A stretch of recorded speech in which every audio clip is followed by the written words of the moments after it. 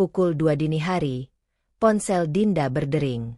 Mertuanya menelepon dengan nada memerintah, meminta rumah Dinda digunakan untuk menampung hampir 10 anggota keluarga selama berbulan-bulan. Namun kali ini Dinda tidak mengalah seperti biasanya. Dengan suara tenang, ia mengucapkan satu kalimat yang membuat semua rencana keluarga suaminya hancur dalam sekejap. "Maaf, Bu, rumah itu sudah saya jual."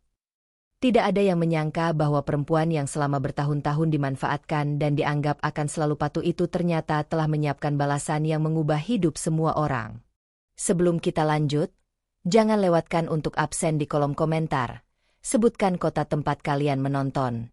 Semoga Allah menjadikan hari-hari kita penuh keberkahan, memudahkan setiap urusan, melapangkan rezeki, dan mengabulkan segala doa yang baik. Amin. Pernikahan yang perlahan menguras segalanya. Dinda masih mengingat hari pernikahannya dengan jelas. Saat itu ia merasa menjadi perempuan paling beruntung di dunia. Bayu berdiri di sampingnya dengan senyum yang membuatnya yakin bahwa mereka akan melewati apapun bersama. Banyak orang mengatakan bahwa Bayu adalah pria yang baik, ramah, mudah bergaul, dan selalu terlihat peduli kepada keluarga. Dinda percaya itu. Karena itulah ia menerima lamaran Bayu tanpa banyak keraguan. Pada awal pernikahan, kehidupan mereka berjalan cukup tenang. Mereka tinggal di sebuah rumah kontrakan sederhana yang tidak terlalu besar, tetapi cukup nyaman untuk ditinggali berdua. Dinda bekerja sebagai staf administrasi di sebuah perusahaan swasta. Gajinya tidak luar biasa besar, tetapi cukup untuk memenuhi kebutuhan sehari-hari. Sementara itu, Bayu bekerja di bidang pemasaran. Awalnya Dinda tidak melihat masalah apapun. Namun beberapa bulan setelah menikah, Bayu tiba-tiba mengundurkan diri dari pekerjaannya. Katanya suasana kantor sudah tidak nyaman. Dinda mencoba memahami. Ia berpikir mungkin suaminya hanya membutuhkan waktu untuk mencari pekerjaan yang lebih baik. Tidak apa-apa, Mas. Pelan-pelan saja cari kerja baru, kata Dinda suatu malam. Bayu tersenyum. Kamu memang paling mengerti aku. Mendengar itu, Dinda merasa senang. Ia tidak keberatan menjadi penopang sementara. Baginya, pernikahan memang tentang saling membantu. Namun waktu terus berjalan. 1 bulan, 2 bulan, 3 bulan. Bayu masih belum mendapatkan pekerjaan tetap.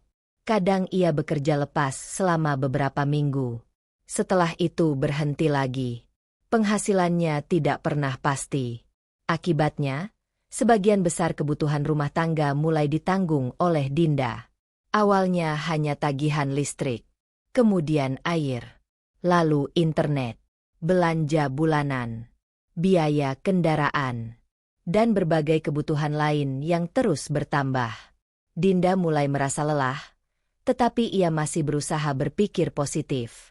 Sampai akhirnya Bu Sri mulai ikut campur. Bu Sri adalah ibu Bayu. Sejak awal pernikahan, hubungan mereka sebenarnya cukup baik. Setidaknya begitu yang dipikirkan Dinda. Namun perlahan ia mulai melihat sisi lain dari perempuan itu. Bu Sri sering menelepon hampir setiap hari. Awalnya hanya menanyakan kabar. Lalu berubah menjadi pertanyaan tentang keuangan. Dinda, Bayu sedang cari kerja, ya? Iya, Bu. Kasihan juga. Kamu harus lebih sabar mendukung suami. Iya, Bu. Percakapan seperti itu terus berulang. Lama-kelamaan, Bu Sri mulai memberi saran yang terasa seperti perintah. Kamu jangan terlalu banyak menuntut Bayu. Pria itu kalau ditekan malah tidak berkembang. Kamu harus lebih mengerti keadaan suami. Padahal Dinda tidak pernah menuntut apapun.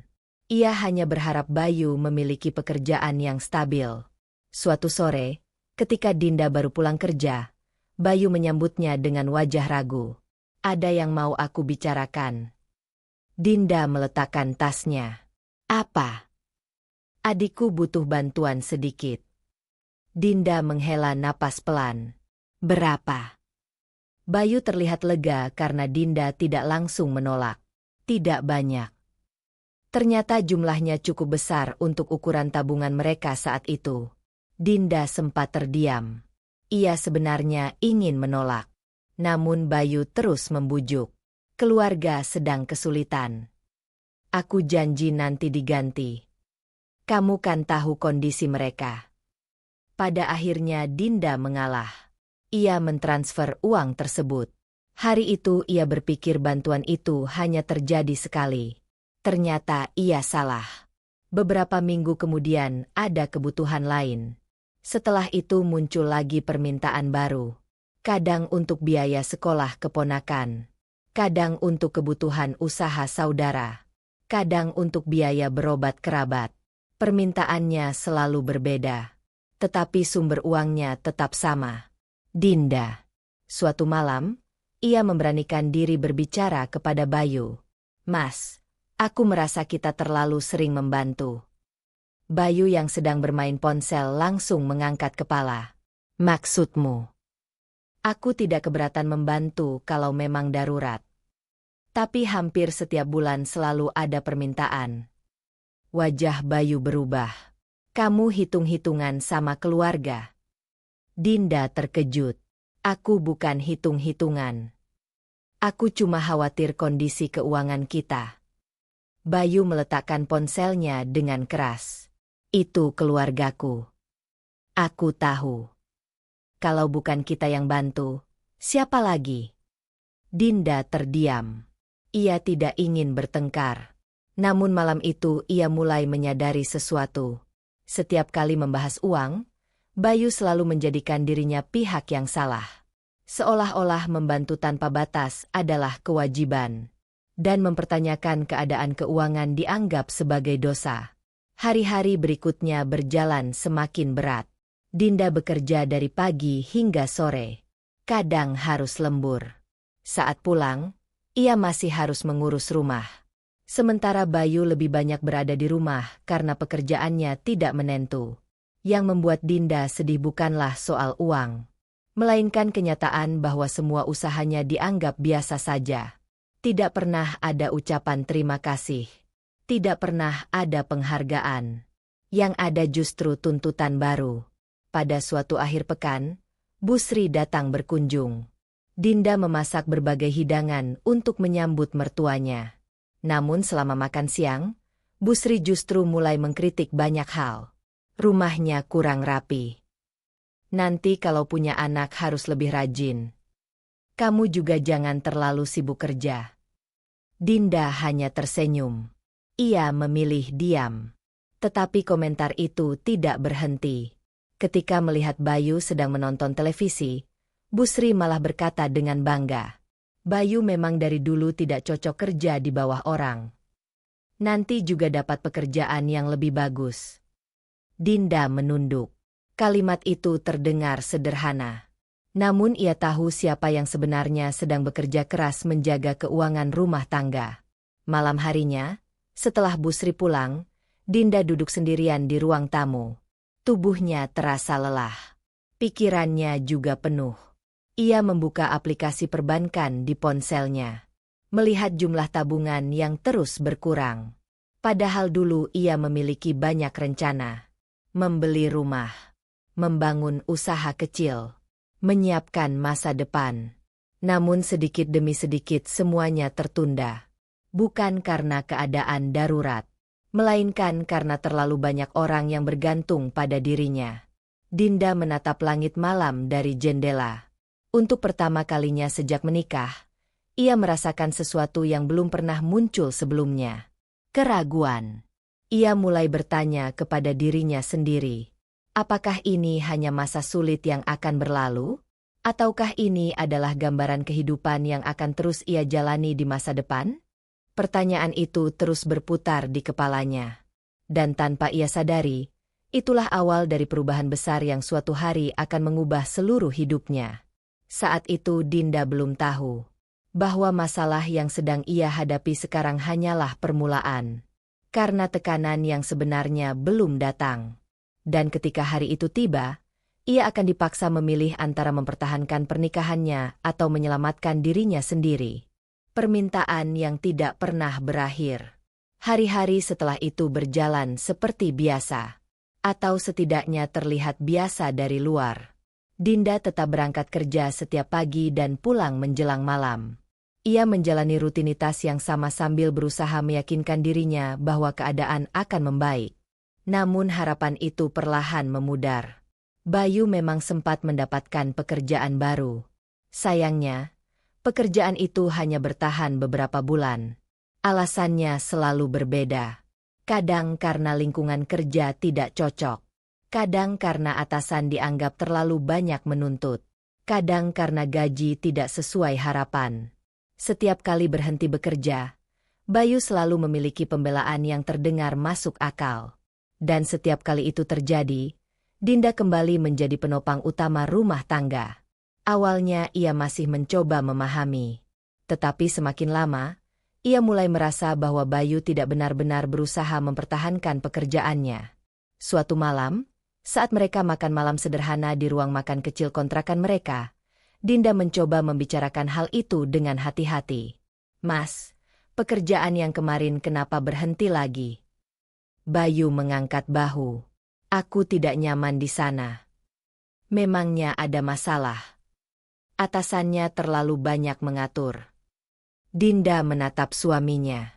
Bukankah hampir semua pekerjaan memang memiliki aturan? Namun ia memilih tidak memperpanjang pembicaraan. Ia sudah terlalu sering berdebat soal hal yang sama. Dan hasilnya selalu berakhir dengan pertengkaran. Beberapa hari kemudian, telepon dari Busri kembali datang. Saat itu Dinda sedang berada di kantor. "Dinda, ibu mau minta tolong." Dinda langsung tahu bahwa kalimat itu jarang berakhir dengan sesuatu yang sederhana. "Ada apa, Bu?" Sepupunya Bayu lagi kesulitan bayar biaya sekolah anaknya. Dinda memejamkan mata sesaat. "Lagi-lagi soal uang." "Berapa, Bu?" Busri menyebut jumlah yang cukup besar. Dinda menggigit bibirnya. "Bu, bulan ini saya juga banyak pengeluaran." Suara Busri langsung berubah. "Kamu tidak kasihan?" "Bukan begitu, Bu. Kalau keluarga sendiri sedang kesulitan, masa tidak dibantu?" Dinda terdiam. Ia tahu percakapan itu tidak akan berakhir baik jika diteruskan.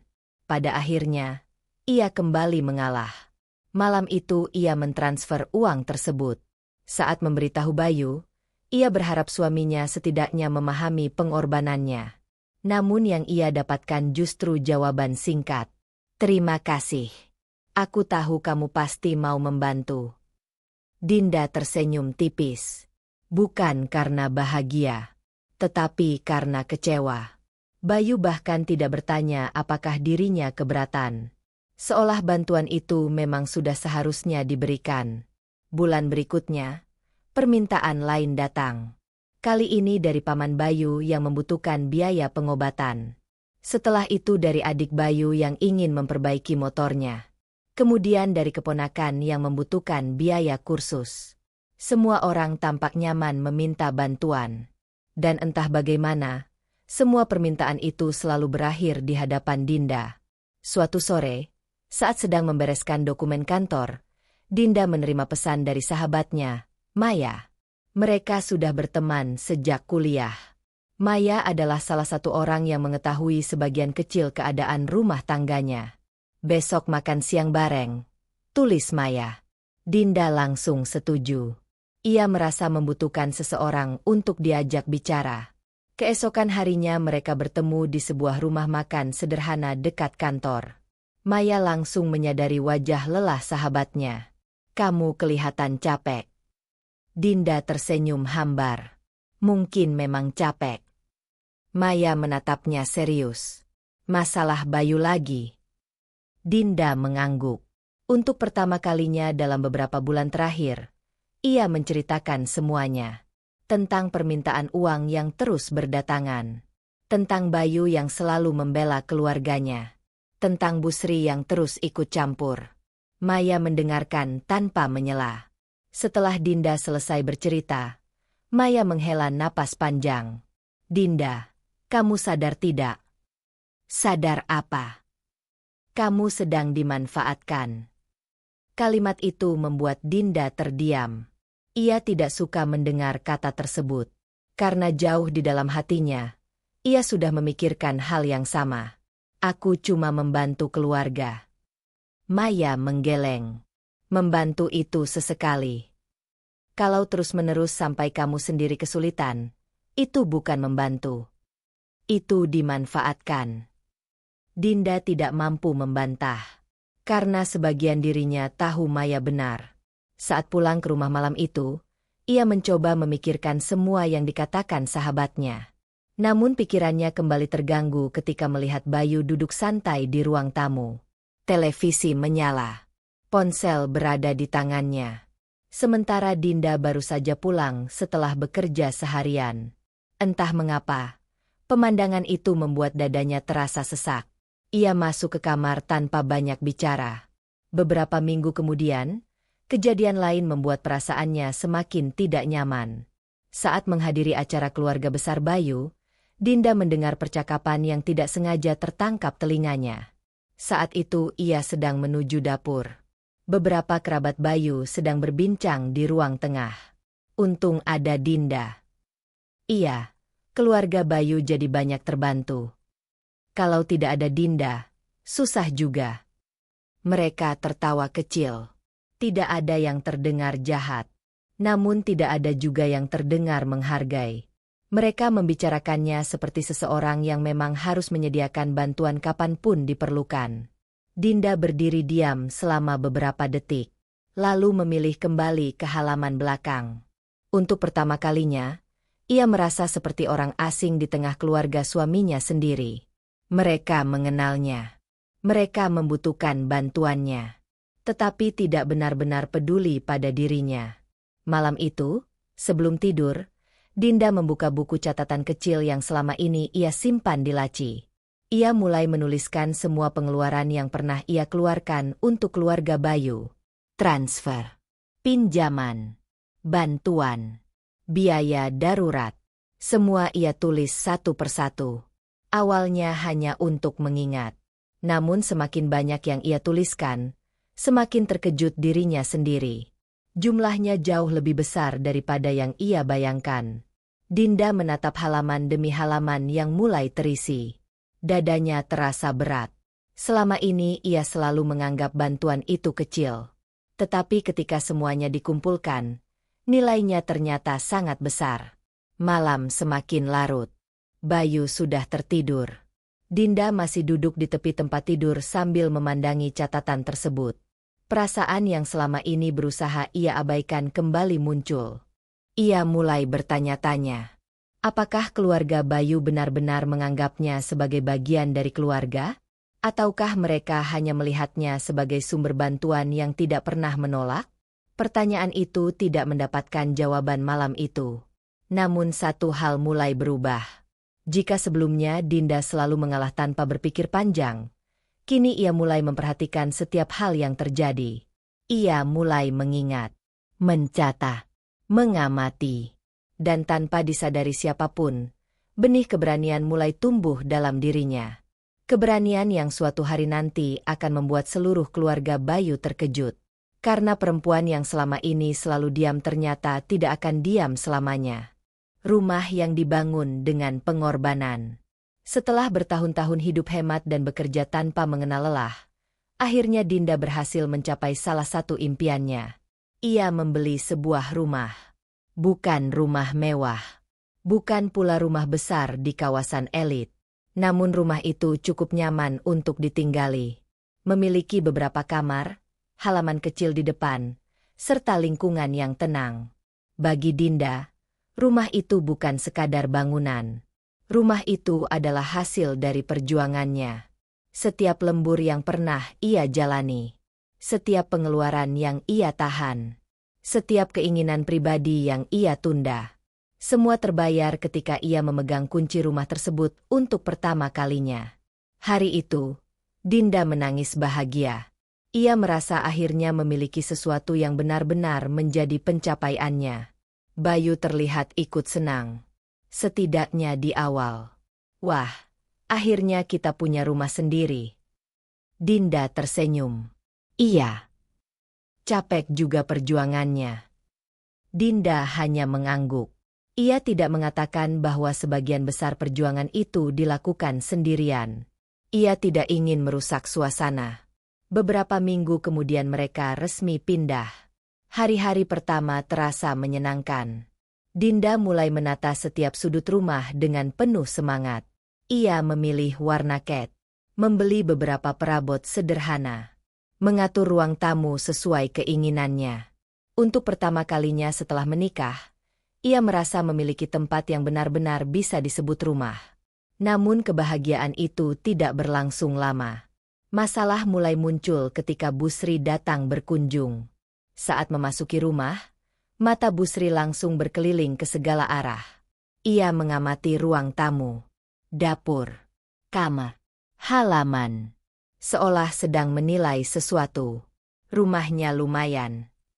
Dinda tersenyum sopan. Iya, Bu. Beberapa menit kemudian, komentar-komentar mulai bermunculan. Sofa ini sebaiknya dipindah. Meja makan terlalu dekat dapur. Kamar depan cocok untuk tamu keluarga. Dinda berusaha menganggap semua itu hanya masukan biasa. Namun semakin lama, nada Busri terdengar seperti perintah, bukan saran. Setelah kunjungan pertama itu, Busri mulai datang lebih sering. Kadang tanpa memberi kabar terlebih dahulu. Kadang datang bersama kerabat lain. Kadang bahkan membawa beberapa orang yang sama sekali tidak dikenal Dinda. Suatu siang, saat Dinda pulang kerja lebih awal, ia terkejut melihat beberapa orang sedang duduk santai di ruang tamunya. Mereka tertawa sambil menikmati minuman. Dinda berhenti di depan pintu. Bingung. Salah seorang kerabat melihatnya. Oh, Dinda pulang. Dinda memaksakan senyum. Iya. Tidak lama kemudian Busri muncul dari dapur. Kamu sudah pulang? Dinda mengangguk. Iya, Bu. Kami cuma mampir sebentar. Dinda kembali tersenyum. Namun dalam hati ia merasa tidak nyaman. Rumah itu miliknya. Tetapi ia justru merasa seperti tamu. Malam harinya, ia mencoba membicarakan hal itu kepada Bayu. Mas, lain kali kalau ada yang mau datang, kabari aku dulu. Bayu terlihat heran. Kenapa? Aku cuma ingin tahu. Mereka keluarga sendiri. Aku tidak bilang tidak boleh datang. Kalau begitu kenapa dipermasalahkan? Dinda menghela napas. Lagi-lagi percakapan itu berakhir tanpa solusi. Beberapa bulan berlalu. Gangguan-gangguan kecil mulai berubah menjadi masalah yang lebih besar. Suatu hari Busri datang membawa seorang kerabat dari luar kota. Mereka menginap selama beberapa hari. Dinda tidak diberitahu sebelumnya. Ia baru mengetahuinya ketika pulang kerja dan melihat koper besar di ruang tamu. Keesokan harinya muncul kerabat lain. Lalu beberapa minggu setelah itu terjadi lagi. Rumah tersebut perlahan berubah menjadi tempat singgah keluarga besar Bayu. Setiap ada yang membutuhkan tempat menginap, rumah Dinda selalu menjadi pilihan pertama. Yang membuat Dinda semakin kecewa adalah sikap Bayu. Ia tidak pernah bertanya pendapat istrinya. Tidak pernah meminta izin. Keputusan selalu dibuat sepihak.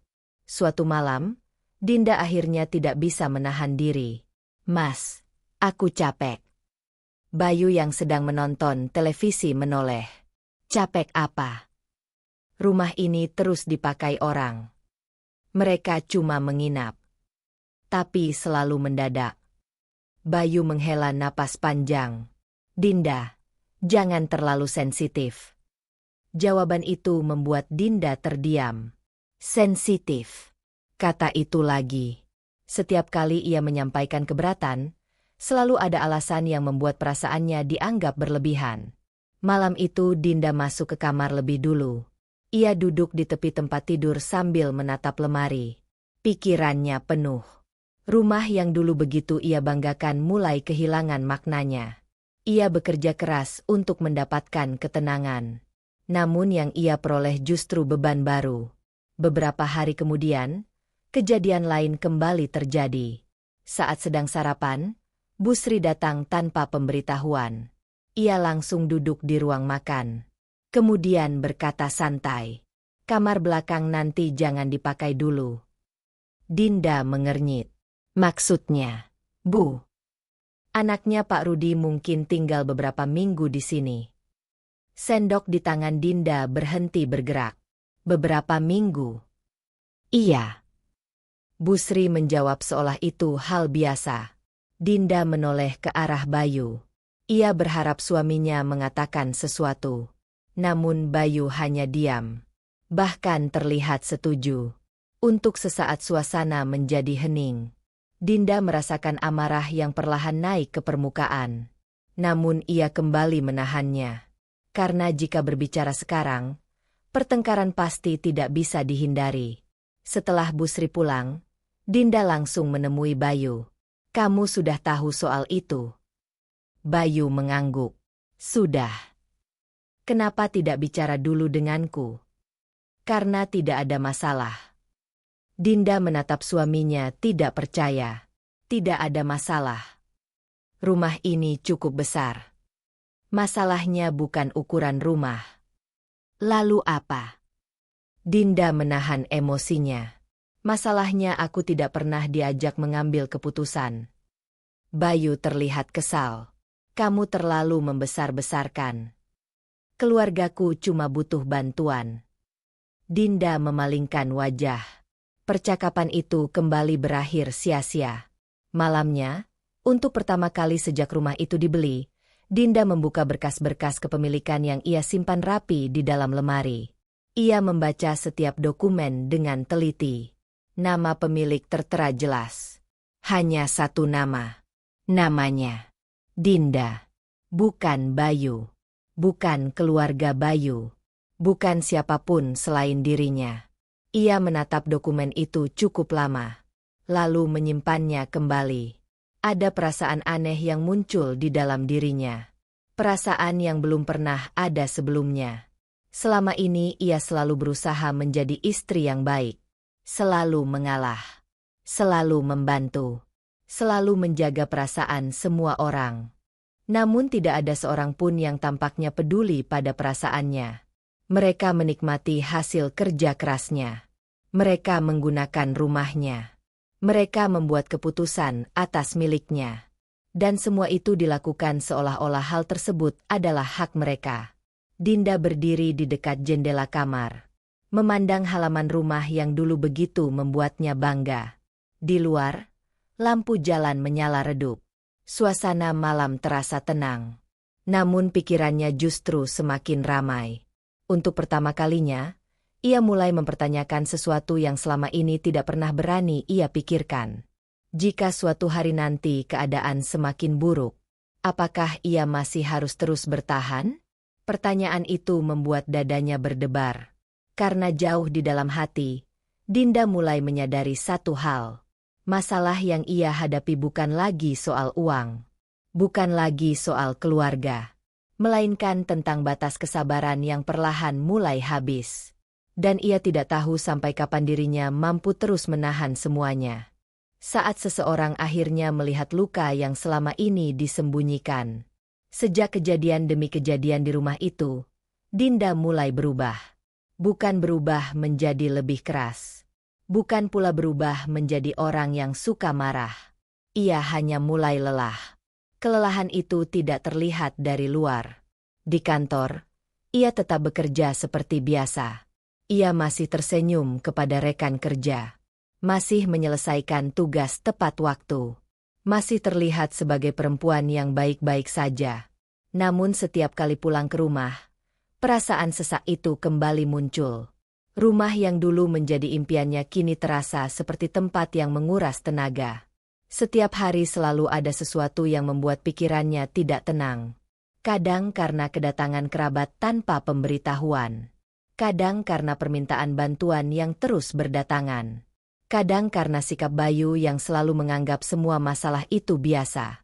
Yang paling menyakitkan bukanlah keadaan tersebut, melainkan kenyataan bahwa suaminya tidak pernah berdiri di pihaknya. Suatu malam, Dinda baru saja selesai mencuci piring ketika Bayu masuk ke dapur. "Aku mau pinjam uang." Dinda menoleh. Untuk sesaat ia bahkan mengira dirinya salah dengar. "Untuk apa?" Bayu terlihat santai. "Teman aku lagi buka usaha. Aku mau ikut investasi." Dinda menatap suaminya beberapa detik. Ia tidak tahu harus tertawa atau marah. "Mas belum punya pekerjaan tetap." "Terus, kenapa mau investasi?" Bayu langsung menunjukkan wajah tidak senang. "Kamu meremehkan aku." "Bukan begitu." "Lalu apa?" Dinda menarik napas panjang. Ia berusaha menjaga nada suaranya. "Aku cuma berpikir kita harus lebih hati-hati menggunakan uang." Bayu mendengus. "Kamu memang tidak pernah mendukung aku." Kalimat itu membuat Dinda terpaku. Tidak pernah mendukung? Selama ini siapa yang membayar hampir semua kebutuhan rumah tangga? Siapa yang selalu membantu saat Bayu membutuhkan uang? Siapa yang menanggung berbagai pengeluaran selama bertahun-tahun? Namun seperti biasa, Dinda memilih diam. Ia terlalu lelah untuk berdebat. Bayu keluar dari dapur dengan wajah kesal. Sementara Dinda tetap berdiri di tempatnya. Perlahan ia mulai menyadari sesuatu. Apapun yang ia lakukan tidak akan pernah cukup. Ketika ia membantu, itu dianggap kewajiban. Ketika ia menolak, ia dianggap tidak peduli. Tidak ada posisi yang menguntungkan baginya. Beberapa hari kemudian, kantor Dinda mengadakan pelatihan kerja di sebuah hotel. Acara itu berlangsung selama 1 hari penuh. Dinda sebenarnya tidak terlalu bersemangat mengikuti kegiatan tersebut. Namun setidaknya ia bisa sejenak menjauh dari masalah di rumah. Saat jam istirahat siang tiba, peserta dipersilakan makan di area restoran hotel. Dinda mengambil makanan secukupnya lalu mencari meja kosong. Namun langkahnya tiba-tiba terhenti. Di sudut ruangan, seseorang sedang berdiri sambil berbicara dengan beberapa orang. Pria itu terlihat familiar. Sangat familiar. Dinda mengernyit. Pria tersebut juga menoleh ke arahnya. Mata mereka bertemu. Keduanya sama-sama terkejut. "Dinda." Suara itu langsung membawa Dinda kembali ke masa bertahun-tahun lalu. "Adrian." Pria itu tersenyum. Senyum yang dulu pernah sangat ia kenal. Mereka akhirnya duduk bersama setelah acara makan siang selesai. Awalnya pembicaraan hanya seputar kabar dan pekerjaan. Adrian kini bekerja di bidang properti dan cukup berhasil dalam karirnya. Sementara Dinda menceritakan pekerjaannya seperti biasa. Tidak ada yang aneh. Tidak ada yang berlebihan. Hanya dua teman lama yang bertemu kembali setelah waktu yang sangat panjang. Namun Adrian tampaknya memperhatikan sesuatu. "Kamu baik-baik saja?" Dinda tersenyum. "Tentu." Adrian menggeleng pelan. "Kamu tidak pandai berbohong dari dulu." Dinda tertawa kecil. Tetapi tawanya terasa hambar. Adrian tidak memaksa. Ia hanya mengalihkan pembicaraan ke topik lain. Namun entah mengapa, kalimat tadi terus teringat di kepala Dinda. "Kamu baik-baik saja?" Pertanyaan sederhana itu justru terasa berat.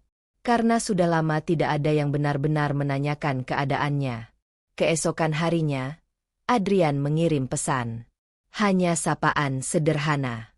Menanyakan apakah pelatihan berjalan lancar. Dinda membalas seperlunya. Tidak lebih. Tidak kurang. Namun percakapan mereka berlanjut dari hari ke hari. Tidak setiap saat. Tidak intens. Hanya sesekali. Tetapi cukup untuk membuat Dinda merasa didengarkan. Adrian tidak pernah meminta sesuatu. Tidak pernah mengeluh. Tidak pernah menuntut. Ia hanya mendengarkan. Hal yang ternyata sangat langka dalam kehidupan Dinda sekarang. Suatu malam, setelah pertengkaran kecil dengan Bayu, Dinda duduk sendirian di teras rumah. Ponselnya berbunyi. Pesan dari Adrian. "Hari ini berat." Dinda membaca pesan itu cukup lama. Lalu tanpa sadar, Ia mulai bercerita. Tidak semuanya. Hanya sebagian kecil. Tentang tekanan yang ia rasakan. Tentang kelelahan yang terus menumpuk. Tentang perasaan tidak dihargai. Adrian tidak memberi nasihat panjang. Ia hanya menjawab singkat. Kamu tidak seharusnya menanggung semuanya sendirian. Kalimat itu membuat mata Dinda terasa panas. Karena selama ini memang tidak ada yang membantunya memikul beban tersebut. Hari-hari berikutnya berjalan semakin sulit. Busri semakin sering datang ke rumah. Bahkan mulai mengatur banyak hal tanpa meminta izin. Suatu sore, Dinda pulang kerja dan menemukan beberapa perabot di ruang tamu telah dipindahkan. Ia langsung kebingungan. Ini siapa yang pindahkan? Bayu menjawab santai. Ibu. Kenapa? Katanya lebih bagus begini. Dinda memejamkan mata. Lagi-lagi. Rumahnya. Perabotnya. Tetapi keputusan selalu dibuat orang lain. Malam itu ia hampir tidak bisa tidur. Perasaannya semakin tidak nyaman. Ia mulai merasa kehilangan kendali atas hidupnya sendiri. Beberapa hari kemudian, masalah lain muncul. Dinda secara tidak sengaja mendengar percakapan Bayu dan Busri melalui telepon. Saat itu Bayu sedang berada di ruang tengah. Dinda berada di dapur.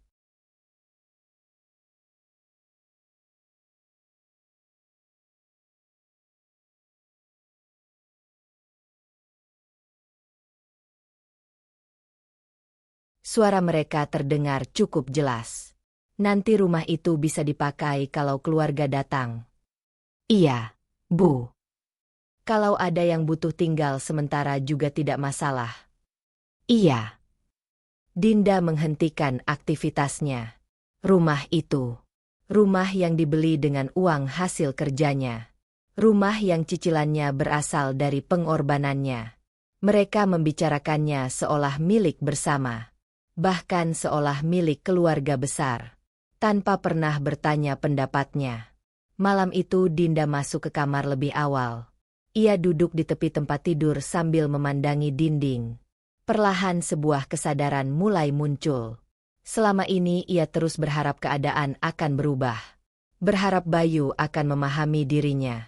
Berharap Busri akan menghargai batasan. Berharap keluarganya akan berhenti menuntut. Namun harapan itu tidak pernah menjadi kenyataan. Karena satu-satunya orang yang terus berusaha memperbaiki keadaan adalah dirinya sendiri. Sementara yang lain menikmati kenyamanan yang ia berikan. Ponselnya kembali berbunyi. Pesan dari Adrian. Jangan lupa istirahat. Dinda menatap layar cukup lama. Lalu tersenyum tipis. Bukan karena Adrian adalah solusi. Bukan pula karena ia mengharapkan sesuatu. Tetapi karena untuk pertama kalinya setelah sekian lama, ada seseorang yang peduli pada dirinya tanpa menginginkan apapun sebagai balasan. Dan saat itulah Dinda mulai memahami sesuatu. Ia mungkin belum tahu bagaimana cara keluar dari keadaan ini. Namun ia mulai sadar bahwa kehidupan yang sedang dijalaninya sekarang tidak sehat, tidak adil, dan tidak bisa berlangsung selamanya.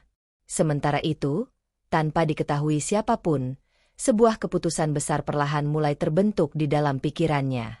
Keputusan yang kelak akan mengubah nasib seluruh penghuni rumah itu. Termasuk dirinya sendiri. Catatan yang tidak pernah dilihat siapapun. Setelah malam itu, sesuatu berubah dalam diri Dinda. Ia masih menjalani rutinitas seperti biasa. Masih bekerja setiap hari. Masih memasak ketika sempat. Masih berbicara dengan Bayu dan Busri dengan sopan. Dari luar, tidak ada yang terlihat berbeda. Namun di dalam pikirannya, Dinda mulai berhenti berharap. Ia tidak lagi menunggu Bayu berubah. Ia tidak lagi menunggu Busri menghargai batasannya. Ia juga tidak lagi berharap keluarga besar suaminya tiba-tiba menyadari semua pengorbanan yang telah ia lakukan. Karena selama bertahun-tahun, tidak ada tanda bahwa hal itu akan terjadi. Untuk pertama kalinya, Dinda mulai memikirkan dirinya sendiri. Bukan karena egois. Melainkan karena ia sadar bahwa tidak ada orang lain yang akan melindunginya jika bukan dirinya sendiri. Suatu malam setelah Bayu tertidur, Dinda membuka lemari kecil di sudut kamar. Dari dalamnya, ia mengeluarkan beberapa map berisi dokumen. Ada bukti transfer, rekening koran, catatan tabungan, bukti pembayaran, dan berbagai dokumen keuangan yang selama ini ia simpan dengan rapi. Awalnya ia hanya ingin melihat kembali pengeluarannya. Namun semakin lama ia memperhatikan dokumen-dokumen tersebut, semakin muncul keinginan untuk menyusun semuanya secara teratur. Dinda mengambil buku catatan dan mulai menulis. Ia mencatat setiap bantuan yang pernah diberikan kepada keluarga Bayu. Tanggal, tujuan, jumlah, keterangan. Semuanya ditulis dengan teliti. Pekerjaan itu ternyata memakan waktu cukup lama. Karena jumlahnya jauh lebih banyak daripada yang ia ingat. Kadang ia harus membuka kembali riwayat transaksi lama. Kadang ia harus mencari bukti transfer yang tersimpan di berbagai folder. Malam berganti malam. Sedikit demi sedikit catatan itu semakin lengkap.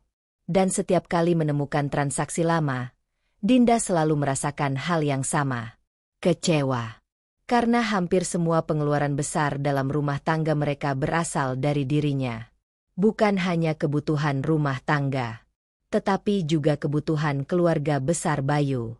Ada biaya pengobatan, ada bantuan pendidikan, ada biaya perbaikan kendaraan, ada bantuan usaha, ada pinjaman yang tidak pernah dikembalikan. Ada pula transfer-transfer kecil yang jika dikumpulkan ternyata bernilai sangat besar. Dinda menatap daftar yang semakin panjang. Tangannya perlahan mengepal. Bukan karena marah, melainkan karena baru sekarang ia melihat gambaran utuh dari semua yang telah terjadi. Selama ini pengorbanan tersebut terasa kecil karena terjadi sedikit demi sedikit.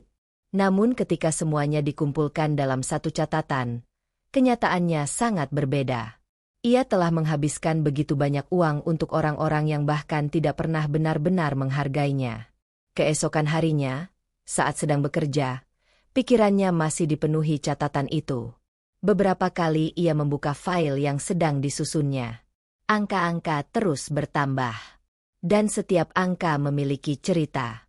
Cerita tentang bagaimana ia selalu diminta mengalah. Tentang bagaimana kebutuhan orang lain selalu dianggap lebih penting daripada kebutuhannya sendiri. Saat jam makan siang, Maya kembali menghubunginya. Mereka bertemu di tempat yang sama seperti sebelumnya. Begitu duduk, Maya langsung memperhatikan ekspresi Dinda. "Kamu sedang memikirkan sesuatu?" Dinda mengangguk pelan. "Aku mulai menghitung semua bantuan yang pernah aku keluarkan." Maya terlihat penasaran. "Berapa jumlahnya?" Dinda menggeleng. "Belum selesai dihitung. Tapi besar sekali." Maya terdiam beberapa saat, lalu bertanya pelan. "Kamu sedang mempersiapkan sesuatu?" Pertanyaan itu membuat Dinda berpikir. Beberapa bulan lalu, ia mungkin akan langsung menjawab tidak. Namun sekarang jawabannya berbeda. "Mungkin." Maya menatapnya lekat-lekat. "Apapun yang kamu lakukan nanti, pastikan itu untuk kebaikanmu."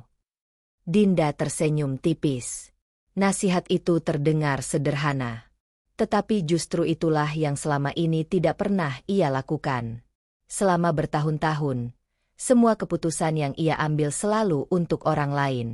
Jarang sekali untuk dirinya sendiri. Hari-hari berikutnya berlalu dengan cepat. Sementara itu, keadaan di rumah tidak menunjukkan perubahan. Busri tetap sering datang.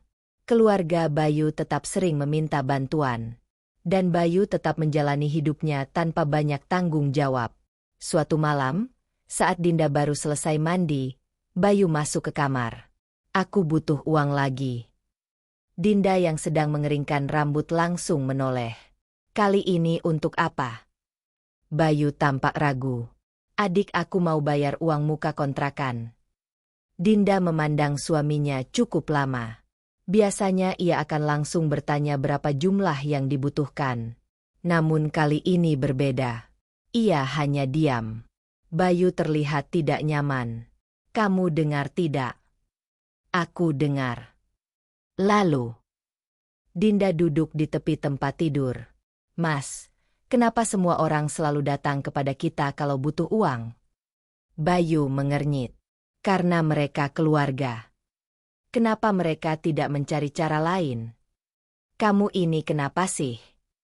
Nada suara Bayu mulai berubah. Dinda menahan napas. Ia tidak ingin bertengkar. Namun ia juga tidak ingin terus mengalah. Mas, aku capek. Bayu langsung berdiri. Capek membantu keluarga. Aku capek menjadi satu-satunya orang yang selalu diminta membantu. Wajah Bayu mengeras. Kamu berubah. Kalimat itu membuat Dinda hampir tertawa. Berubah? Mungkin benar. Karena selama ini dirinya terlalu banyak diam. Dan sekarang ia mulai berani berbicara. Pertengkaran malam itu tidak berlangsung lama. Bayu akhirnya keluar kamar dengan kesal. Sementara Dinda tetap duduk sendirian. Anehnya, kali ini ia tidak merasa bersalah. Biasanya setelah berdebat, ia selalu menyalahkan dirinya sendiri. Namun sekarang tidak. Karena ia tahu apa yang ia katakan bukanlah sesuatu yang salah. Malam semakin larut. Dinda kembali membuka laptopnya. File catatan keuangan itu sudah hampir selesai. Ia membaca ulang seluruh isinya. Halaman demi halaman. Bukti demi bukti. Data demi data. Semuanya tersusun rapi. Untuk pertama kalinya, ia memiliki gambaran yang jelas mengenai kehidupannya selama ini. Dan gambaran itu tidak menyenangkan. Ia melihat bagaimana dirinya perlahan dijadikan penyangga bagi terlalu banyak orang. Ia melihat bagaimana Bayu membiarkan semua itu terjadi. Ia melihat bagaimana Busri terus mendorong berbagai permintaan tanpa pernah memikirkan dampaknya. Yang paling menyakitkan adalah satu kesadaran sederhana. Tidak ada seorang pun yang pernah bertanya apakah dirinya sanggup. Tidak ada seorang pun yang pernah berkata cukup. Semua hanya menerima, meminta, dan mengharapkan lebih. Dinda menutup laptop perlahan, lalu berjalan menuju jendela. Di luar, suasana malam terlihat tenang. Namun di dalam dirinya, sebuah keputusan mulai tumbuh semakin kuat. Ia belum menentukan langkah berikutnya. Ia belum tahu kapan waktu yang tepat. Tetapi ia tahu satu hal. Jika keadaan terus seperti ini, ia tidak akan bertahan selamanya. Dan ketika hari itu tiba, keputusan yang akan ia ambil tidak akan bisa dibatalkan. Sementara itu, di ruang tamu, Bayu sedang berbicara melalui telepon dengan seseorang. Dinda tidak mendengar seluruh percakapannya. Namun ada satu kalimat yang sempat terdengar jelas. Tenang saja. Rumah masih aman. Dinda mengernyit. Ia tidak tahu apa maksud kalimat itu. Tetapi entah mengapa, perasaannya tiba-tiba menjadi tidak nyaman. Seolah ada sesuatu yang sedang direncanakan tanpa sepengetahuannya. Dan firasat itu ternyata tidak salah. Karena dalam waktu dekat, keluarga Bayu akan membuat keputusan yang menjadi awal dari konflik terbesar dalam hidup mereka. Rumah yang mulai dianggap milik bersama. Sejak mendengar percakapan Bayu di ruang tamu malam itu, perasaan Dinda tidak pernah benar-benar tenang. Kalimat yang terdengar sederhana itu terus teringat di kepalanya. Tenang saja. Rumah masih aman. Semakin dipikirkan, semakin aneh rasanya. Rumah aman dari apa? Dan untuk siapa? Dinda mencoba mengabaikannya. Namun beberapa hari kemudian, firasat buruk itu mulai menunjukkan bentuknya. Pada hari Minggu pagi, Busri datang ke rumah bersama 2 orang kerabat. Dinda sedang membersihkan dapur ketika mereka tiba. Seperti biasa, tidak ada pemberitahuan sebelumnya. Tidak ada pertanyaan apakah ia sedang memiliki rencana lain. Mereka langsung masuk seolah rumah tersebut memang milik keluarga besar. Dinda tetap menyambut dengan sopan. Ia membuatkan minuman dan menyiapkan makanan ringan. Namun sejak awal, ia merasa ada sesuatu yang berbeda dari pertemuan itu. Bu Sri dan kedua kerabatnya beberapa kali membicarakan sesuatu dengan suara pelan. Sesekali mereka melihat ke arah kamar-kamar di dalam rumah. Kemudian memperhatikan halaman belakang. Lalu kembali berbisik. Dinda berusaha tidak terlalu memikirkan hal tersebut. Sampai akhirnya ia mendengar salah satu dari mereka berkata, "Kalau diatur baik-baik, cukup juga." Bu Sri mengangguk. "Iya, harusnya cukup." Dinda mulai merasa tidak nyaman. Namun ia tetap diam. Beberapa saat kemudian, salah satu kerabat bertanya kepada Bu Sri, "Nanti yang kamar belakang untuk siapa?" Pertanyaan itu membuat Dinda langsung menghentikan aktivitasnya. Bu Sri menjawab santai, "Nanti kita atur." Dinda menoleh. Untuk sesaat, ia merasa seperti sedang mendengarkan pembahasan mengenai rumah orang lain, bukan rumahnya sendiri. Siang harinya, setelah para tamu pulang, Dinda langsung menemui Bayu. Mereka tadi sedang membahas apa? Bayu terlihat santai. "Tidak ada. Aku dengar mereka bicara soal kamar."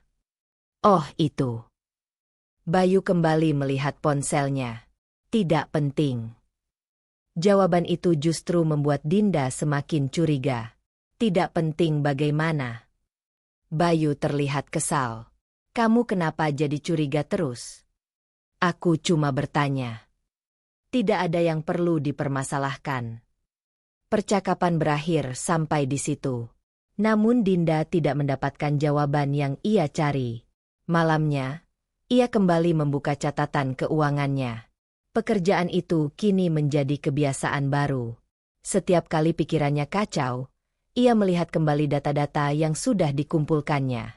Bukan untuk menyiksa diri, tetapi untuk mengingat kenyataan. Agar dirinya tidak lagi mudah merasa bersalah ketika mempertahankan haknya. Saat membaca ulang catatan tersebut, ponselnya berbunyi.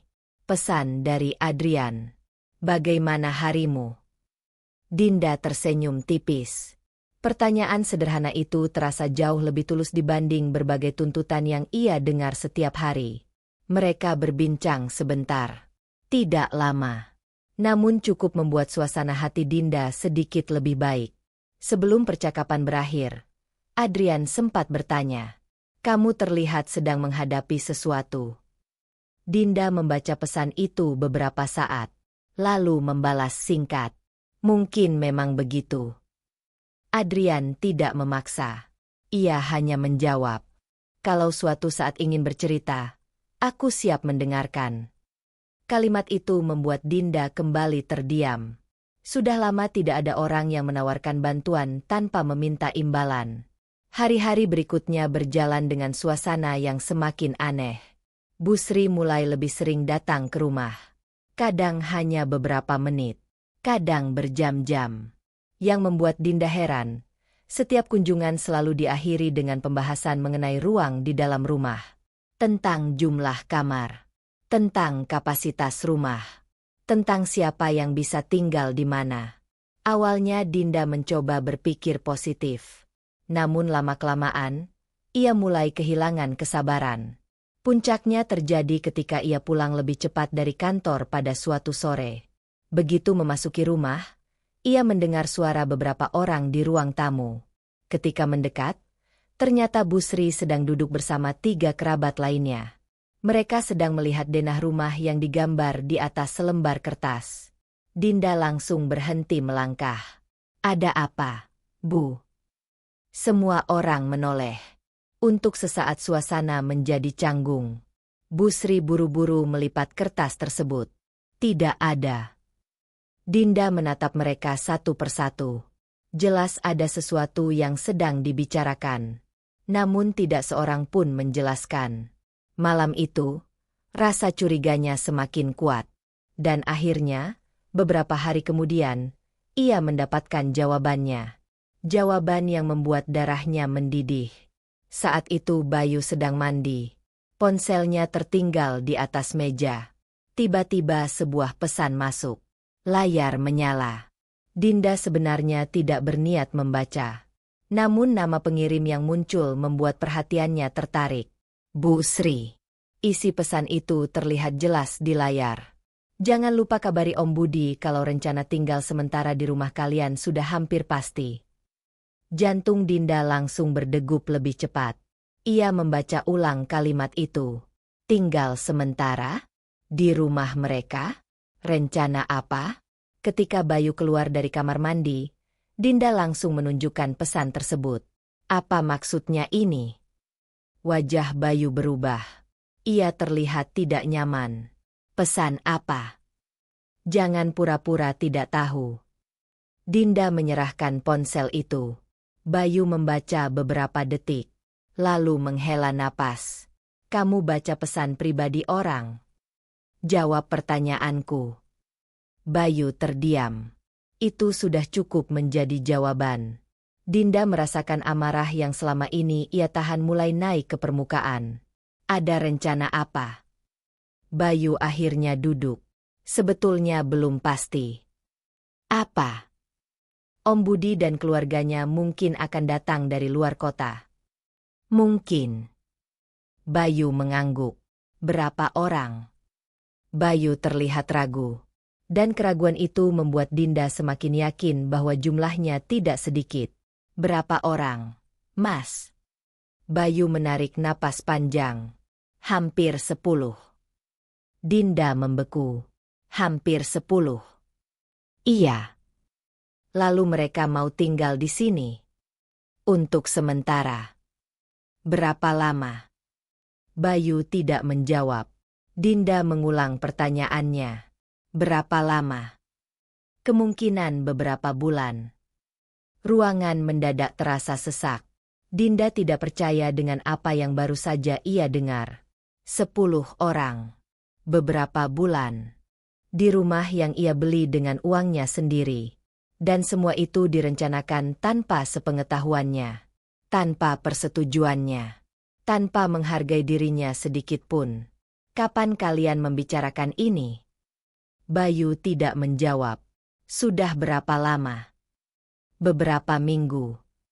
Jawaban itu membuat hati Dinda semakin dingin. Beberapa minggu. Artinya mereka sudah merencanakan semuanya jauh sebelum ia mengetahui apapun. Jadi selama ini kalian sedang membagi kamar? Bayu terlihat salah tingkah. Dinda langsung teringat semua kunjungan Busri.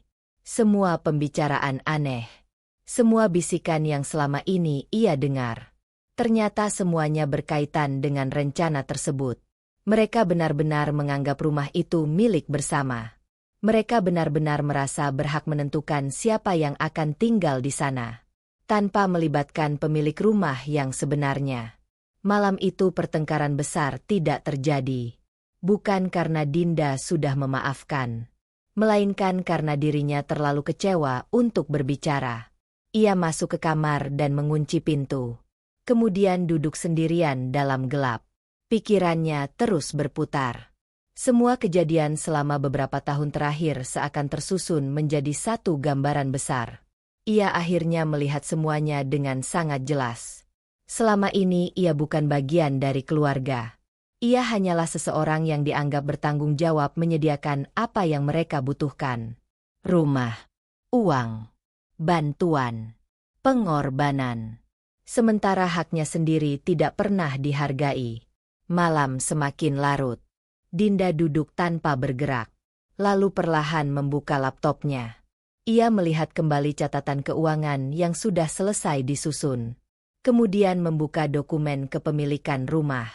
Nama yang tertera masih sama. Hanya satu nama. Dinda. Untuk pertama kalinya, sebuah keputusan mulai terbentuk dengan sangat jelas di dalam pikirannya. Bukan lagi sekadar kemungkinan. Bukan lagi sekadar angan-angan. Melainkan sebuah keputusan nyata. Dan jika keputusan itu benar-benar ia jalankan, seluruh rencana keluarga Bayu akan runtuh dalam sekejap. Sementara itu, di luar kamar, Bayu sama sekali tidak menyadari bahwa istrinya baru saja mencapai batas kesabaran yang selama ini ia jaga. Dan ketika seseorang yang selalu mengalah akhirnya berhenti mengalah, akibatnya seringkali jauh lebih besar daripada yang dibayangkan siapapun. Rumah itu sudah dijual. Setelah mengetahui rencana keluarga Bayu, Dinda tidak lagi memandang rumah itu dengan cara yang sama. Setiap sudut yang dulu ia banggakan kini mengingatkannya pada satu hal.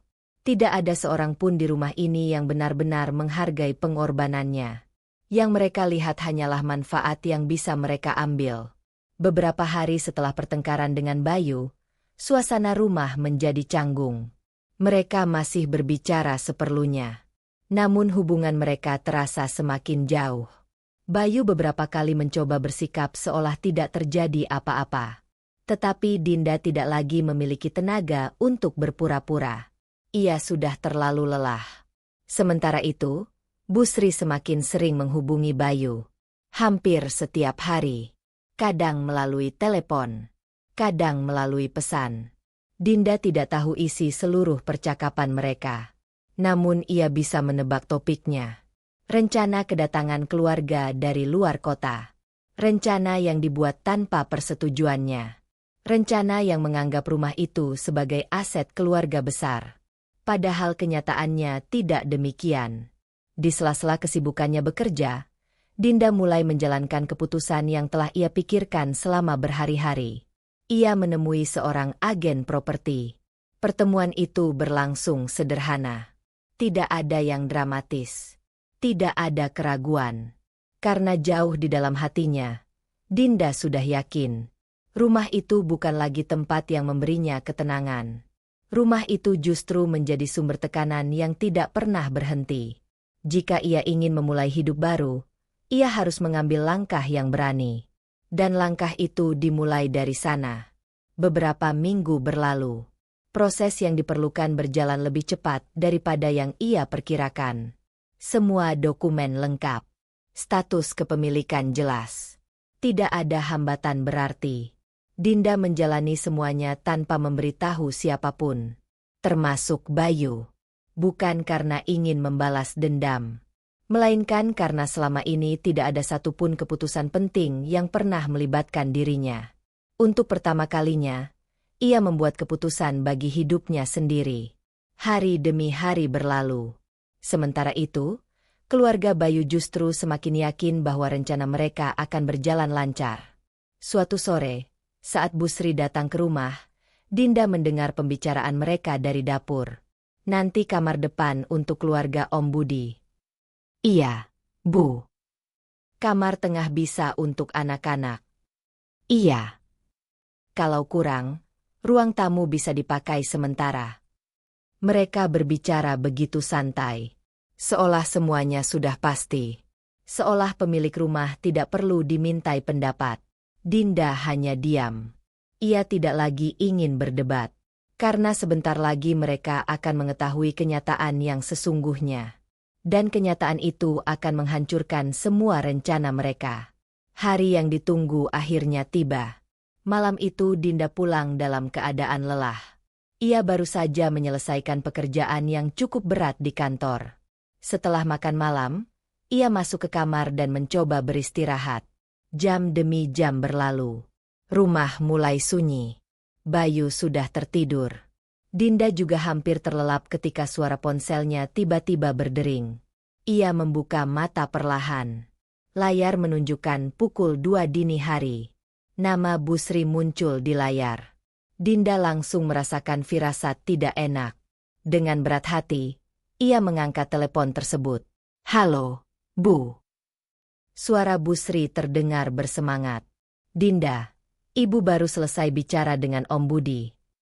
Dinda memejamkan mata sejenak. Ternyata benar. Pembahasan yang sama lagi.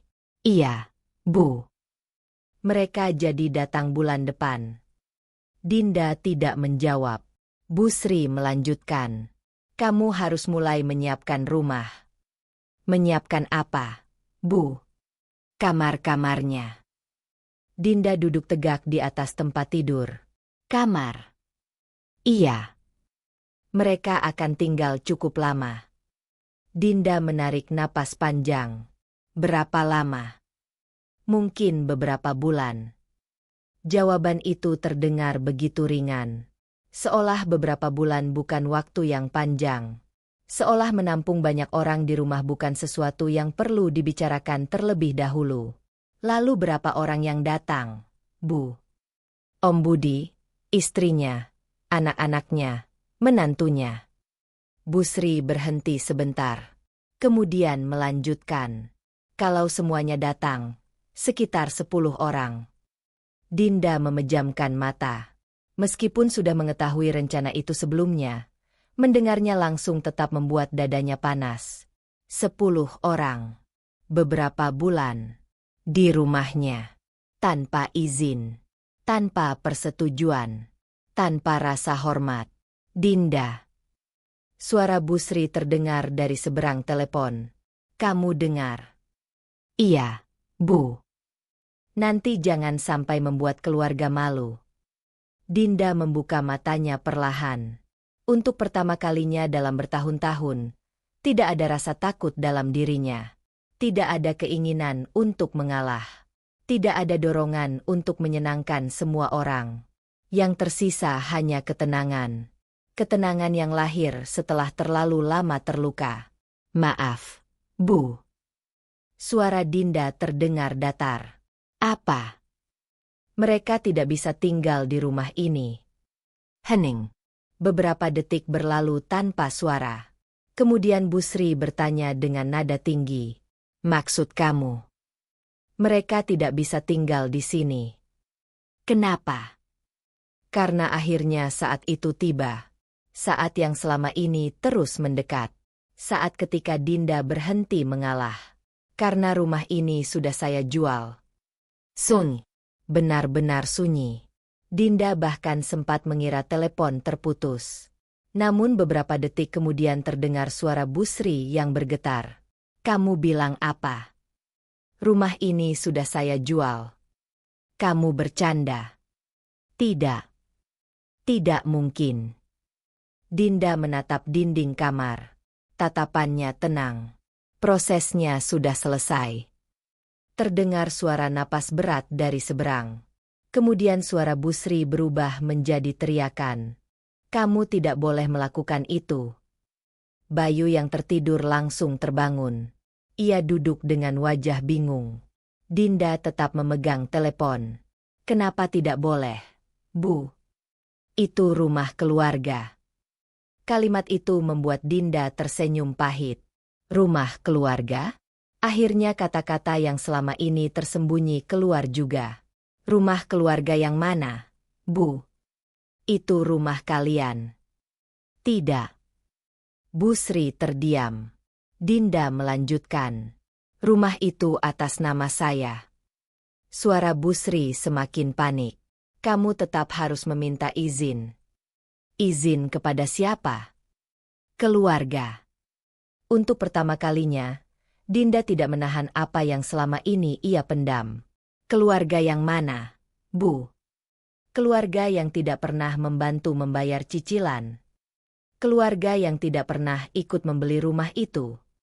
Keluarga yang selama ini hanya membuat keputusan tanpa bertanya kepada saya. Suasana di seberang telepon menjadi kacau. Dinda bisa mendengar suara orang lain. Mungkin Bu Sri membangunkan anggota keluarga yang ada di rumahnya. Bayu kini berdiri di samping tempat tidur. Wajahnya pucat. Apa maksudnya rumah dijual? Dinda menoleh. Untuk pertama kalinya, ia melihat kepanikan di wajah suaminya. Dan anehnya, ia tidak merasa kasihan. Karena selama bertahun-tahun, tidak ada yang peduli ketika dirinya merasa tertekan. Rumah itu sudah bukan milik kita. Bayu menggeleng cepat. Kamu tidak mungkin melakukan itu. Dinda menatapnya lurus. Aku sudah melakukannya. Telepon dari Bu Sri masih terdengar gaduh. Teriakan. Pertanyaan, kepanikan, semuanya bercampur menjadi satu. Namun Dinda tidak lagi merasa takut. Sebaliknya, ia merasakan sesuatu yang sudah lama hilang. Kebebasan. Karena untuk pertama kalinya dalam hidupnya, ia mengambil kembali kendali yang selama ini dirampas sedikit demi sedikit. Malam itu menjadi awal dari kekacauan besar. Keluarga Bayu panik. Rencana mereka runtuh dalam sekejap. Tempat tinggal yang sudah mereka anggap pasti ternyata tidak pernah menjadi milik mereka. Dan yang lebih mengejutkan lagi, mereka baru mengetahui semuanya ketika sudah terlambat. Namun mereka belum tahu satu hal. Pengakuan tentang rumah yang dijual hanyalah awal. Karena Dinda masih menyimpan sesuatu yang jauh lebih menghancurkan. Sebuah catatan lengkap tentang seluruh pengorbanan yang selama ini ia berikan. Dan ketika catatan itu dibuka, tidak akan ada lagi yang bisa berpura-pura menjadi korban. Semua bukti dibuka. Pagi setelah pengakuan itu terasa seperti badai yang baru saja dimulai. Sejak matahari terbit, ponsel Dinda tidak berhenti berbunyi. Panggilan masuk. Pesan singkat. Pesan suara. Semuanya datang silih berganti. Sebagian besar berasal dari keluarga Bayu. Ada yang marah. Ada yang memaksa meminta penjelasan. Ada yang mencoba membuatnya merasa bersalah. Dinda melihat layar ponselnya beberapa saat, lalu meletakkannya kembali di atas meja. Ia tidak berniat menjawab satu persatu. Semua yang perlu dikatakan sudah ia katakan malam sebelumnya. Rumah itu telah dijual. Dan keputusan tersebut tidak akan berubah. Di ruang tamu, Bayu duduk dengan wajah tegang. Sejak semalam ia hampir tidak tidur. Beberapa kali ia mencoba mengajak Dinda berbicara. Namun Dinda hanya menjawab seperlunya. Untuk pertama kalinya, Bayu merasakan apa yang selama ini dirasakan istrinya. Tidak didengarkan. Tidak dianggap. Tidak memiliki kendali atas keadaan. Menjelang siang, Busri datang ke rumah. Bukan sendirian. Ia membawa beberapa anggota keluarga. Begitu pintu dibuka, suasana langsung berubah tegang. Wajah mereka menunjukkan kemarahan yang tidak disembunyikan. Dinda, ibu mau penjelasan sekarang juga. Suara Busri terdengar keras.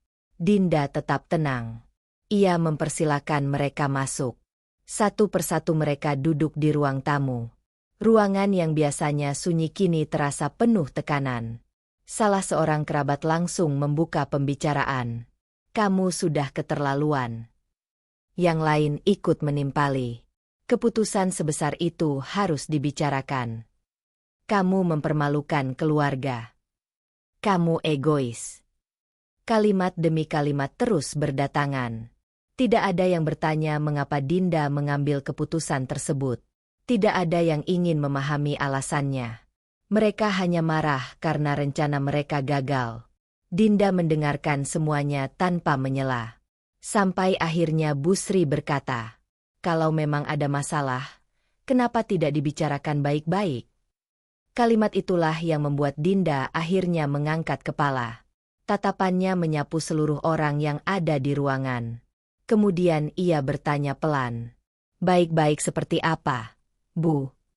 Ruangan mendadak hening. Dinda melanjutkan. Saat ibu merencanakan 10 orang tinggal di rumah saya tanpa izin. Tidak ada yang menjawab. Atau saat kamar-kamar di rumah saya dibagi-bagi tanpa bertanya kepada saya. Beberapa orang mulai saling berpandangan. Dinda berdiri dari kursinya. Selama bertahun-tahun ia selalu menjadi orang yang diam. Namun hari itu berbeda. Hari itu ia tidak lagi berniat menyembunyikan kenyataan. Saya sudah mencoba bersabar. Tahun demi tahun. Saya membantu ketika keluarga membutuhkan. Saya mengalah ketika keputusan dibuat tanpa melibatkan saya.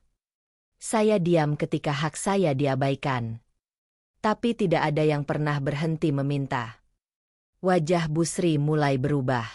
Namun Dinda belum selesai. Ia berjalan menuju kamarnya. Lalu kembali dengan sebuah map tebal. Map yang selama beberapa minggu terakhir ia susun dengan teliti. Map yang berisi semua bukti. Semua catatan. Semua pengorbanan. Dinda meletakkannya di atas meja. Apa itu? Tanya salah satu kerabat. Bukti. Semua orang terdiam. Dinda membuka halaman pertama. Lalu mulai membacakan isinya. Tanggal demi tanggal. Transfer demi transfer. Bantuan demi bantuan. Biaya pengobatan. Biaya sekolah. Pinjaman. bantuan usaha, perbaikan kendaraan, kebutuhan keluarga. Semuanya tercatat dengan rinci. Awalnya beberapa orang masih terlihat santai. Namun semakin lama, ekspresi mereka berubah. Karena jumlahnya terus bertambah. Dan bertambah. Dan bertambah. Ruangan yang tadi ramai perlahan menjadi sunyi. Dinda membuka halaman terakhir.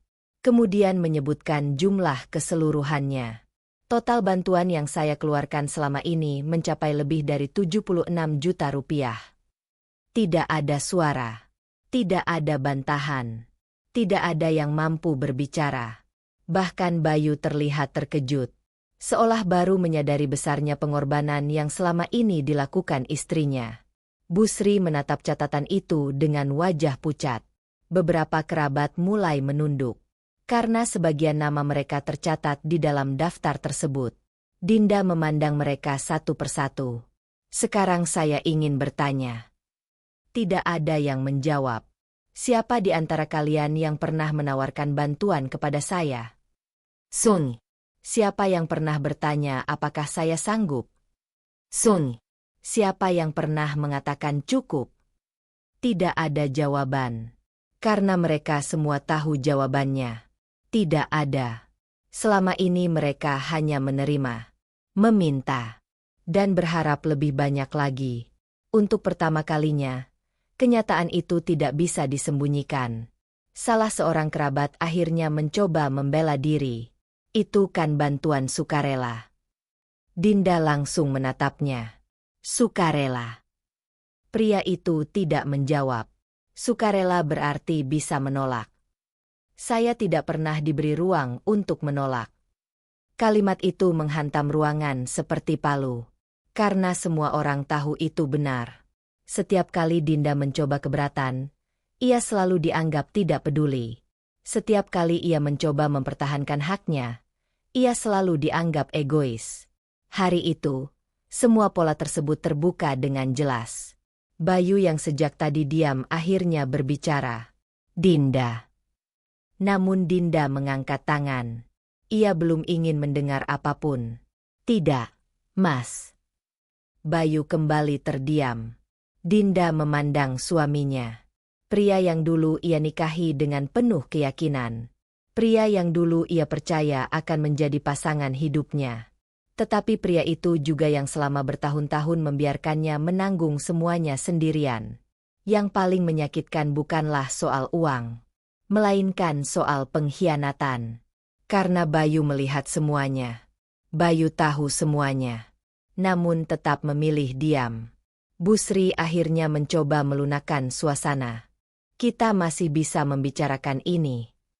Dinda tersenyum tipis. Untuk pertama kalinya senyum itu tidak menunjukkan kepatuhan, melainkan ketegasan.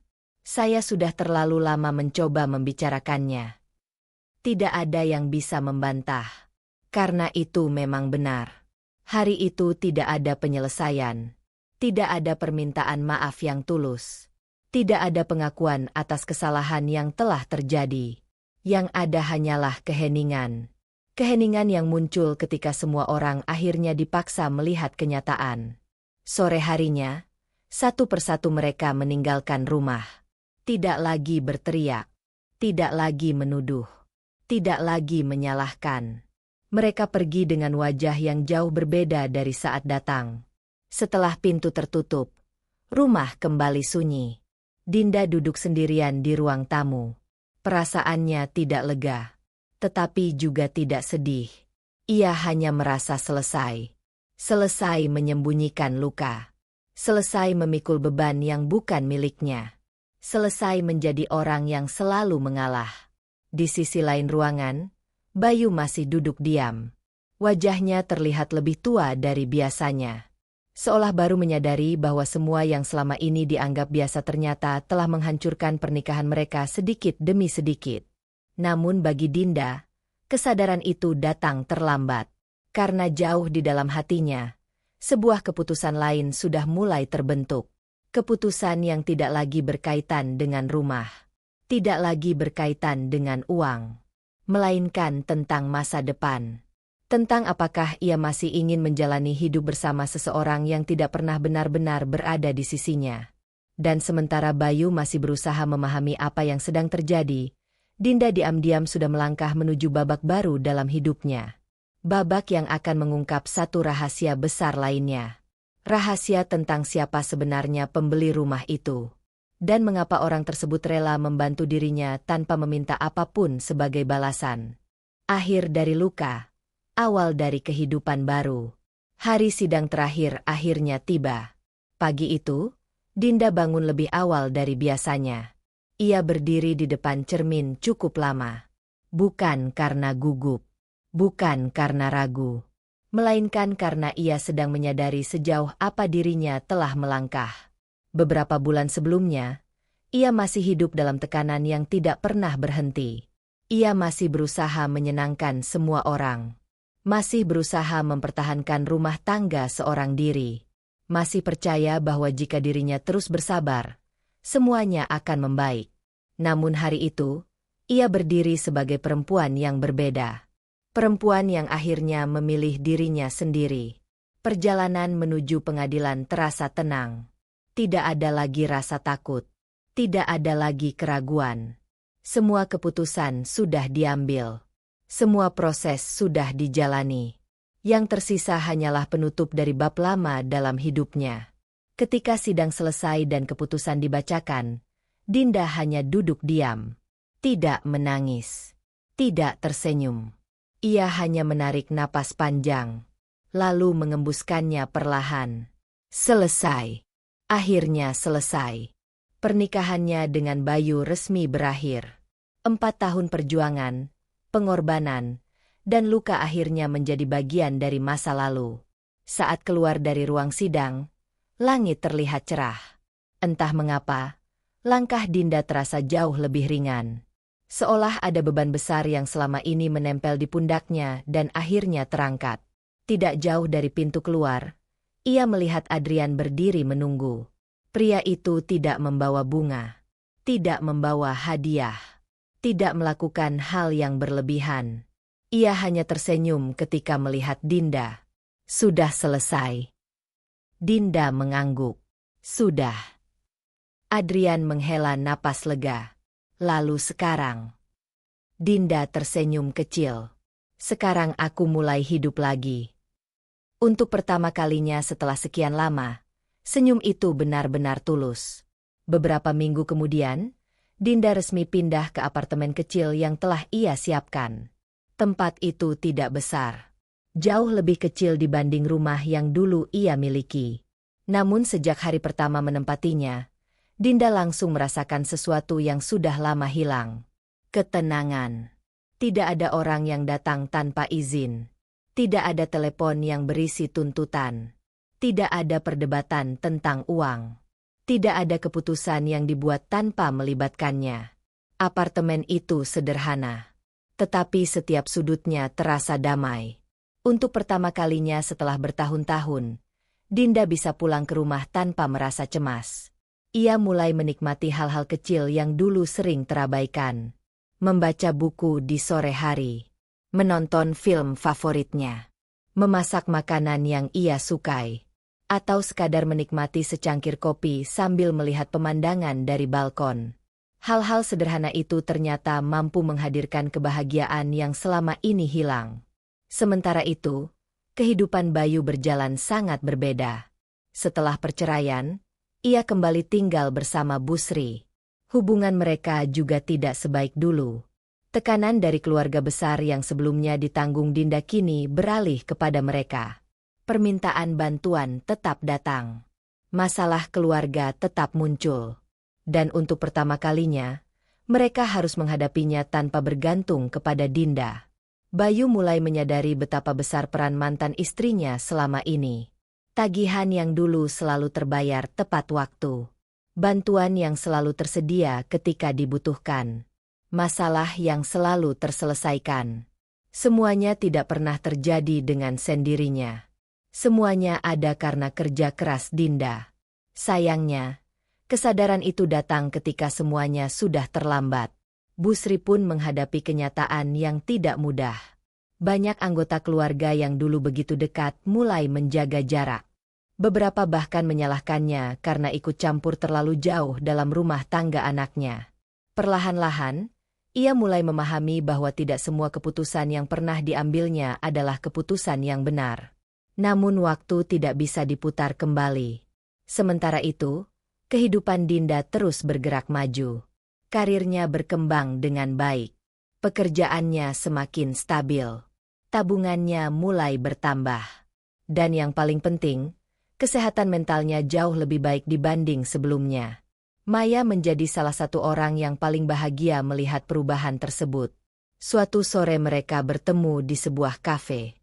Maya memperhatikan wajah sahabatnya lalu tersenyum. "Kamu kelihatan berbeda." Dinda tertawa kecil. "Berbeda bagaimana?" "Lebih tenang." Dinda terdiam sejenak, kemudian mengangguk. Karena itulah yang benar-benar ia rasakan. Tenang. Perasaan yang dulu tampak sederhana ternyata sangat berharga. Malam harinya, saat kembali ke apartemen, Dinda menerima pesan dari Adrian. "Hari ini sibuk." Dinda tersenyum. Percakapan mereka masih berlanjut seperti biasa. Santai. Tidak terburu-buru. Tidak dipenuhi janji-janji besar. Adrian tidak pernah memaksakan kedekatan. Ia tidak pernah memanfaatkan keadaan Dinda. Ia hanya hadir sebagai seseorang yang selalu memberi dukungan ketika dibutuhkan.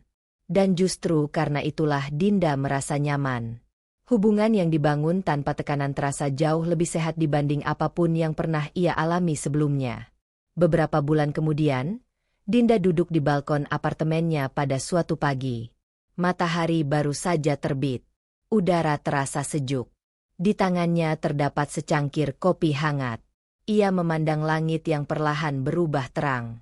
Lalu tersenyum sendiri. Banyak hal telah berubah. Rumah yang dulu ia perjuangkan sudah tidak lagi menjadi miliknya. Pernikahan yang pernah ia pertahankan telah berakhir. Orang-orang yang dulu selalu mengelilinginya kini tidak lagi hadir setiap hari. Namun anehnya, ia tidak merasa kehilangan. Karena yang ia dapatkan jauh lebih berharga. Kebebasan, harga diri, dan ketenangan. Dinda lalu teringat satu pelajaran yang ia peroleh dari perjalanan hidupnya. Menjadi baik bukan berarti harus terus mengorbankan diri sendiri. Membantu bukan berarti membiarkan diri dimanfaatkan. Dan mencintai seseorang tidak berarti harus menerima perlakuan yang menyakiti tanpa batas. Kadang-kadang, keputusan paling berani dalam hidup bukanlah bertahan, melainkan pergi. Pergi dari tempat yang terus melukai. Pergi dari hubungan yang tidak lagi sehat.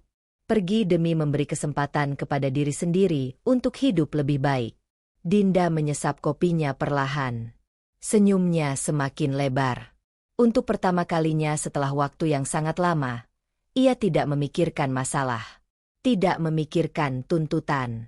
Tidak memikirkan beban. Ia hanya menikmati pagi yang tenang. Pagi yang menjadi simbol dari kehidupan barunya. Kehidupan yang dibangun dengan keberanian. Kehidupan yang dipilihnya sendiri. Dan kali ini, tidak ada seorang pun yang akan mengambilnya darinya lagi. Pada akhirnya, Dinda menyadari bahwa kebahagiaan tidak datang dari terus mengorbankan diri demi orang lain, melainkan dari keberanian untuk menghargai diri sendiri.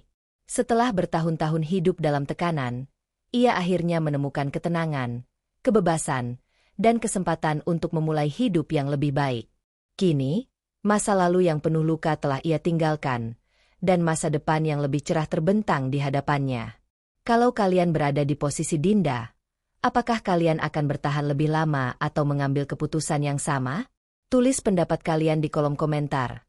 Jangan lupa like, subscribe, dan nyalakan lonceng notifikasi agar tidak ketinggalan cerita-cerita menarik berikutnya.